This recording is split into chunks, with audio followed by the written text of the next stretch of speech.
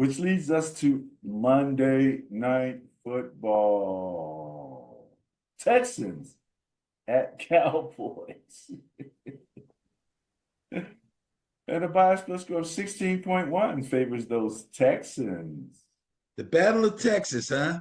Yes, sir. Yeah, I don't know how much of a battle it's going to be. The Texans suffered a bitter defeat at home against the Lions, 26-23. They were up 23-7 at halftime. And even though they picked off Jared Allen 3 times in the first half and 2 more in the second half, they never got back on the scoreboard in that game. They allowed the Lions to come all the way back and finish them off with a last-second field goal. Sad, sad, sad. They got to regroup after that. Now, the Cowboys got schooled by the Eagles 34-6. They're in deep doo-doo. And I don't know if that's a football term either. But Dak Prescott's done for the season, and neither Cooper Rush or Trey Lance look to me like they have the goods to change this team's fate. They already didn't have a viable running game, and the defense will probably be on the field quite a bit because they can't generate much offense. This one could actually be this could be a debacle. It really could. I'm going to take the Texans with no hesitation. I don't think the Cowboys have much to offer. All right. They're talking about whether the Cowboys would tank or not. Whether it's tanking. Well, basically, they are tanking. If they start Trey Lance, it's official. If they start Cooper Rush, they're faking it. They're faking it, man. All right, going with the bias, going with the Texans for Monday Night Football. Benny, we have some teams on the bye. Yes, we do. We have 4 from the Cardinals, the Panthers, the Giants, and the Buccaneers. They're all home, chilling, watching TV. Well, it might be film, but they're watching something, taking it easy. So these are the teams on the bye. Get your fantasy act together.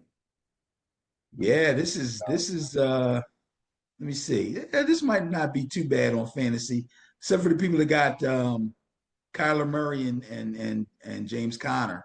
Oh, yeah. They're going to be missed. Marvin Harrison Jr. will be missed. Baker Mayfield will be missed.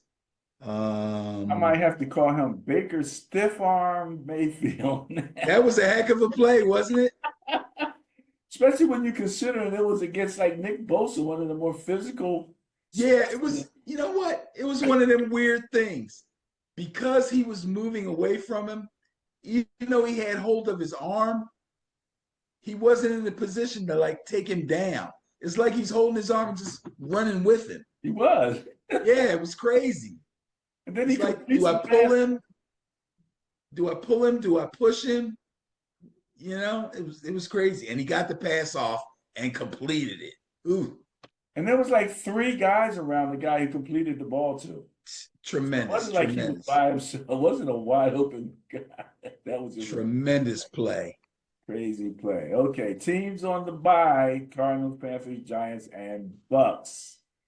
Which wraps up the Bias Plus report for NFL Week 11. But Benny, we have some unfinished business. Unfinished business. I'm getting sleepy. For NFL Week 10 of the 2024-2025 season. We have the official Bias Plus Buster of the Week, the New England Patriots. Yes, sir. Much to the chagrin of the Chicago Bears. Oh, my goodness. Chagrin. Then like using that word on the football show. Bias Plus Buster of the Week. Congratulations to the New England Patriots getting it done, man. 32.2 highest Buster score. And I think there was only like 4 games that we didn't get last week. So yep. Did pretty good up in that 70% range. Oh yeah, 10-4. I like it. I'm back in my groove now. Back in the groove. Well, you know, once we get into the season, we kind of know who's who when the numbers start to be true, you know. So no, not so much pretenders. We know who the pretenders are. They're all in the bottom half trying to figure out how to swim. So, all right, Benny, that's all I got. You got anything more? Let me think. Nah, I'm not even going to mention the Sixers. I can't. Oh, ah, I'm about to jump out of a window, man. Well, let me just make this say this as a point of potential interest because I believe it is the Jets who just picked up Connor McGovern. Yeah, I know. Like, who the heck is Connor McGovern, right? Played at Missouri, fifth round pick of the Broncos in 2016, played for the Saints, signed a 3-year, $27 million contract with the Jets. His grandfather is Ben Ofu. According to our Forbes article, he's the Sultan of Spuds, one of the wealthiest people in North Dakota. His family basically is the primary supplier of frozen French fries for McDonald's. This guy is going to inherit a fortune. Wow. But he's still living out his NFL dream. He's living out his NFL dreams, man. You gotta like that. You know what I You mean? got to. You got to. This guy doesn't have to do this. Not, That's great, man. not Good for at him. all. Not at all. Good for All him. right. That's all I got, Benny. Peace.